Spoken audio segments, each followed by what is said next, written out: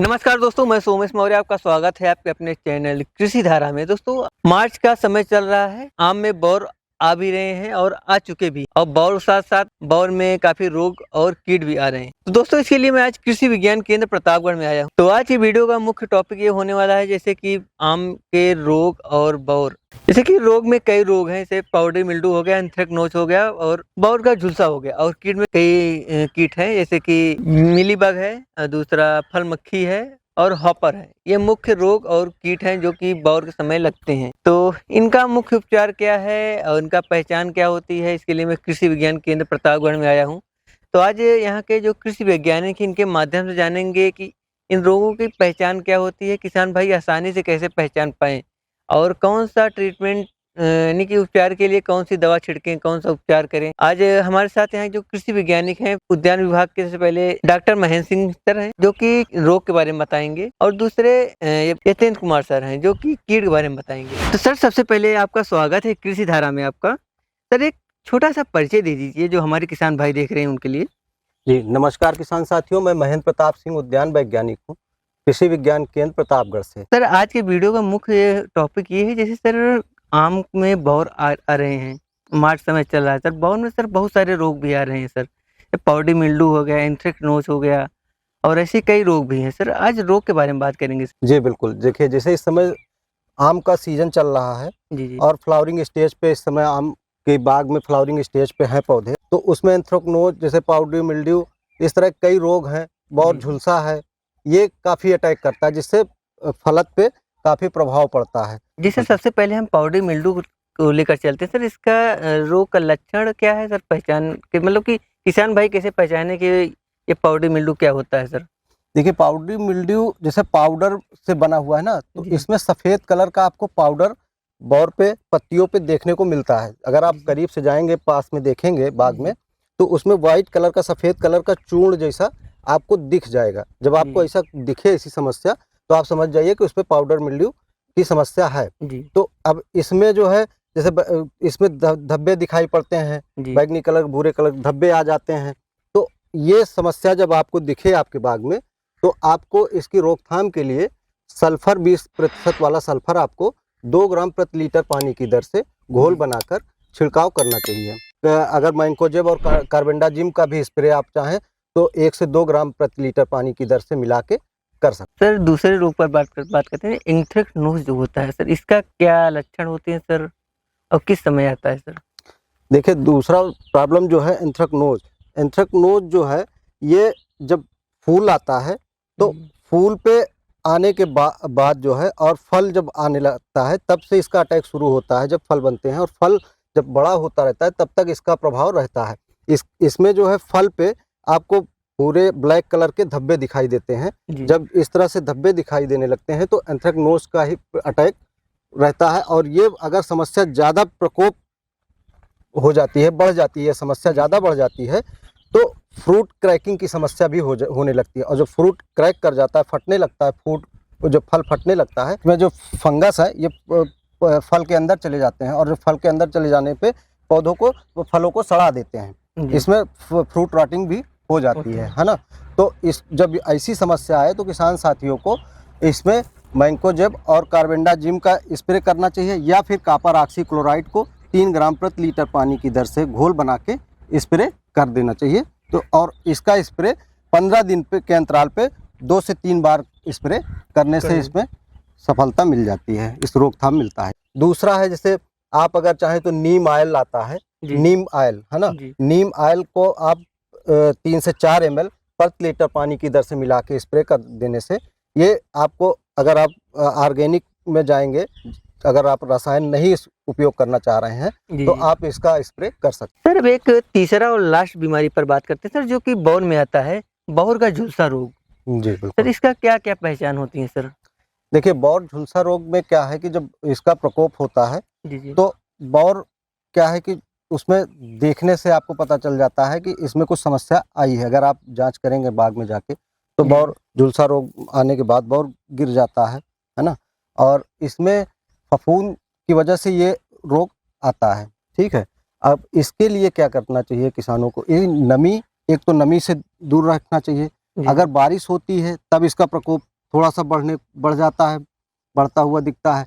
तो इसमें क्या है कि आपको कार्बेंडाजिम प्लस मैंकोजेब का स्प्रे करना चाहिए, जी। ठीक है? और या तो कॉपर ऑक्सीक्लोराइड का स्प्रे आप 3 ग्राम प्रति लीटर पानी की दर से इसका स्प्रे आप करके कंट्रोल कर सकते हैं। जी। दूसरा ये है कि बाग की साफ सफाई जो है बहुत ज़रूरी है इसमें।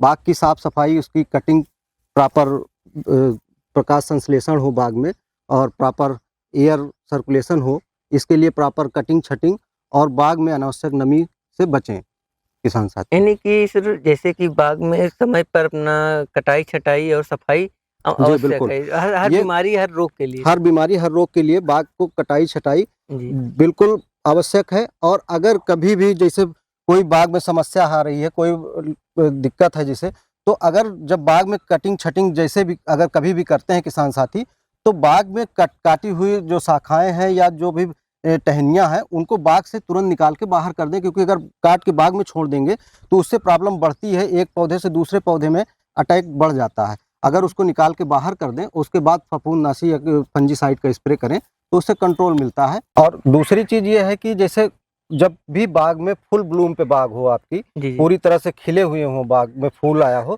तो उस समय कोई भी जैसे रोग का अटैक हो, किसी भी बीमारी का अटैक हो, किसी भी कीट का अगर प्रकोप दिख रहा है आपको, तो उस समय किसी भी प्रकार का इंसेक्टिसाइड या फंजीसाइड स्प्रे करने से किसान साथियों को बचना चाहिए। क्योंकि अगर फुल ब्लूम पे अगर है आपकी बाग, उस समय अगर आप कोई इंसेक्टिसाइड या फंजीसाइड डाल देते हैं तो उससे परागण में समस्या आती है, जिससे फ्रूट सेटिंग में दिक्कत होती है और उसके बाद फ्रूट सेटिंग फल अच्छे से नहीं लग पाते हैं आपकी बाग में।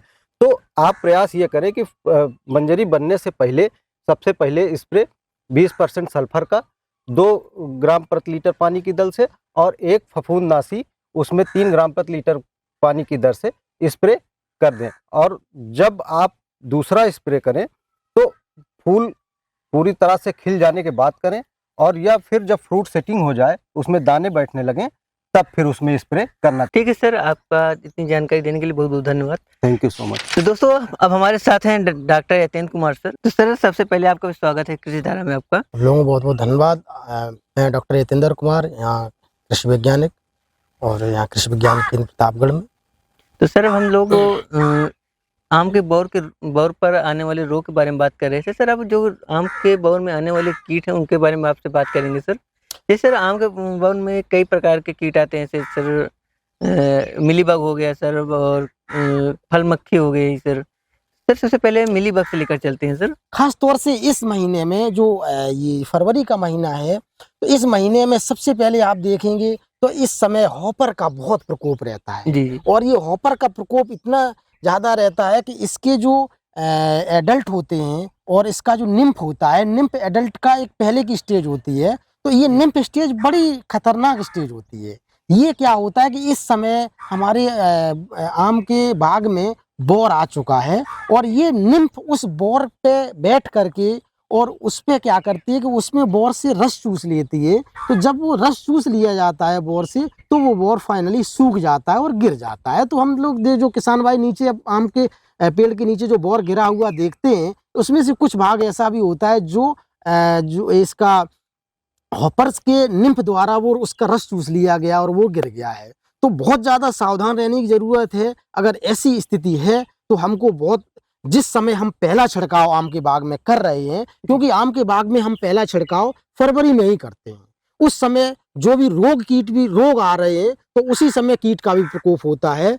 तो कीट और रोग का हम इकट्ठा भी स्प्रे कर सकते हैं। जैसे हमने पहला, हमारे पास इस समय रहता है कि पाउडरी मिल्ड्यू आने का भी बहुत चांस रहता है। तो अगर पाउडरी मिल्ड्यू आ गया है तो और पाउडरी मिल्ड्यू के साथ में इधर हमारा हॉपर भी प्रकोप करेगा, तो हम पाउडरी मिल्ड्यू को लिए और हॉपर के लिए, दोनों के लिए हम पहला छिड़काव में इकट्ठा समाधान कर लेते हैं। जैसे पाउडरी मिल्ड्यू के लिए हमको सल्फर 20% का 2 ग्राम प्रति लीटर की दर से स्प्रे करना है।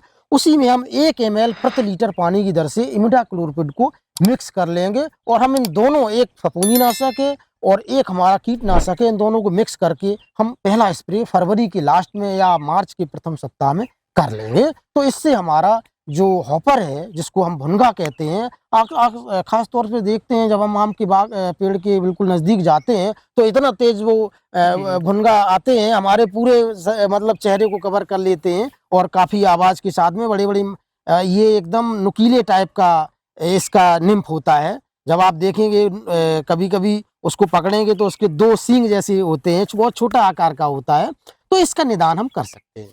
दूसरा इसके बाद में अगर देखा जाए तो ख़ास तौर से एक जैसे ही अब फ्लाई। हमारा फूल आना स्टार्ट हो जाता है, फूलों के बाद में अब हमारा एक मिलीबग भी बहुत खतरनाक कीट है।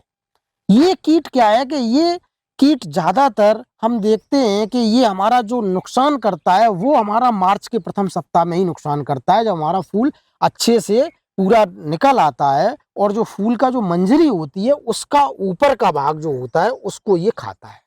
अच्छा, इसके पीछे है क्या कि ये इसका जो मिलीबग का जो वयस्क होता है वो क्या करता है कि वो बरसात के बाद में अपना, जैसे ये बरसात के बाद में अपना एग जो नीचे आम का पेड़ है उसके नीचे जो मिट्टी रहती है उसमें जो दरारें पड़ी होती हैं उसमें अपना अंडा दे देता है। और अंडा देने के बाद में जो इसका निम्फ आता है, जो इसका छोटा सा रहता है निम्फ, वो क्या होता है कि दिसंबर के पहले सप्ते और दिसंबर के लास्ट दिसंबर तक वो पेड़ के नीचे से तने के सहारे धीरे धीरे चढ़ के ऊपर तक पहुंचता है। तो उसको हमको रोकना है। उसको रोकना कैसे है? मिलीबग का निदान करने के लिए हमको हमेशा अपने बाग में दिसंबर के महीने में हमको ग्रीस बेंडिंग कर देनी चाहिए। अगर हमने ग्रीस बेंडिंग कर दी है सर कैसे तो करेंगे सर? हाँ, ये बात भी है कि ग्रीस बेंडिंग आखिर कैसे की जाए। जी। इसके लिए देखो बहुत अच्छा सा है कि आपको 50 सेंटीमीटर चौड़ा एक पॉलीथीन शीट लेनी है। जी। वो पॉलीथीन शीट को हम सबसे पहले पौधे के तने के चारों तरफ हम एक ग्रीस लगा देते हैं, इसीलिए इसका नाम ग्रीस बेंडिंग बोलते हैं। कभी कभी किसान भाइयों के पास अगर ग्रीस की उपलब्धता नहीं है तो हम तालाब की चिकनी मिट्टी को भी प्रयोग में ला सकते हैं। इसके बीच में कोई गैप नहीं रहने चाहिए, इसलिए हम उसको लगाते हैं। उसको तने के चारों तरफ लगाने के बाद में हम 50 सेंटीमीटर चौड़ाई की जो पॉलीथीन है उसको हम पूरे तने से कवर कर देते हैं और अब बांध देते हैं। तो बांधने के बाद क्या है कि जो उसका जो कीट होता है मिलीबग का, जब वो रहता है वयस्क, उसके ऊपर जब चढ़ता है तो उस पॉलीथीन पे उसके पैर खिसक जाते हैं और वो ऊपर नहीं चढ़ पाता है। जब ऊपर नहीं चढ़ पाता है तो हमको किसी तरीके से कोई नुकसान नहीं हो पाता है। तो एक प्राथमिक उपचार ये है कि इसको पहले हम दिसंबर के महीने में ग्रीस बेंडिंग कर लें तो हमारा ये कीट से निजात मिल सकती है। अगर किसी किसान भाई ने मान लो ग्रीस बेंडिंग नहीं कर पाई है तो इसके लिए उसको इस समय क्या है कि मिलीबग ऊपर पहुंच के जो फूल की मंजरी को खा रहा है, तो इसके लिए हमको कोई भी एक कीटनाशक का प्रयोग करना पड़ेगा। उस कीटनाशक में हम कोई भी एक कीटनाशक लेंगे, जैसे हम इमिडाक्लोपीड का भी ले सकते हैं 1 ml प्रति लीटर पानी की दर से, तो इसको हम प्रयोग कर सकते हैं। इसका स्प्रे करेंगे तो हमारा ये कीट ख़त्म हो जाएगा। तो ये हमारा दूसरा जो कीट है इससे निजात पा सकते हैं। सर तीसरा कीट है सर जो फल मक्खी है सर, वो काफ़ी नुकसान पहुंचाती हैं। जी, बिल्कुल सही बात है आपकी कि ये जो तीसरा हमारा कीट जो फ्रूट फ्लाई है ये भी बहुत प्रकोप करता है। और ये होता क्या है कि ये प्रकोप तो कर देता है मार्च में, जब उसमें स्टार्टिंग में हमारा मटर के दाने जितना होता है, और ये लास्ट में अंतिम फल आने तक इसका कहीं ना कहीं हम असर फलों पे रहता है। क्योंकि इसके जो वयस्क होते हैं, जो फल मक्खी के जो वयस्क होते हैं, वो हमारे स्टार्टिंग स्टेज में उसमें जो डंक मार देते हैं, और जहाँ डंक मारते हैं वहाँ एग दे देते हैं, अंडा दे देते हैं। तो जब हमारा फल बड़ा हो जाता है तो जब अंडा जो होता है वो हमारा फल के साइड से होते हुए वो बीच में आ जाता है।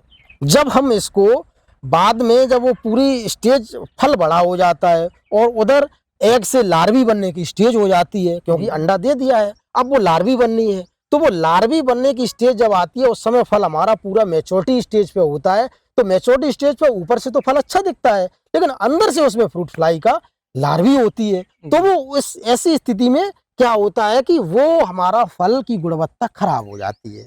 तो फ्रूट फ्लाई को कंट्रोल करना भी बहुत ज़रूरी है। और किसान भाइयों ये बहुत ही साधारण है। इसके लिए हम कुछ फेरोमोन ट्रैप्स का इस्तेमाल करते हैं। प्रयास हम करते हैं कि हम अपने इसमें रसायन का प्रयोग ना करें। अगर हम रसायन का प्रयोग नहीं कर रहे हैं तो ऐसी स्थिति में हमको फ्रूट फ्लाई ट्रैप का इस्तेमाल करना चाहिए। अगर इन केस ये नहीं आप कर पा रहे हैं मान लो, तो फिर उसके लिए कोई भी एक कीटनाशक का स्प्रे करेंगे। इसके लिए प्रोफेनोफास 40% प्लस साइपरमेथ्रिन 4% का आपको 1.5 से 2 ml प्रति लीटर पानी की दर से घोल बना के स्प्रे करेंगे, तो हमें फ्रूट फ्लाई से भी निजात मिल सकता है।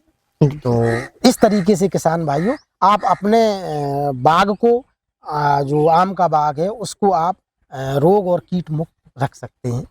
जी सर, आपका बहुत बहुत धन्यवाद, काफ़ी जानकारी दी सर।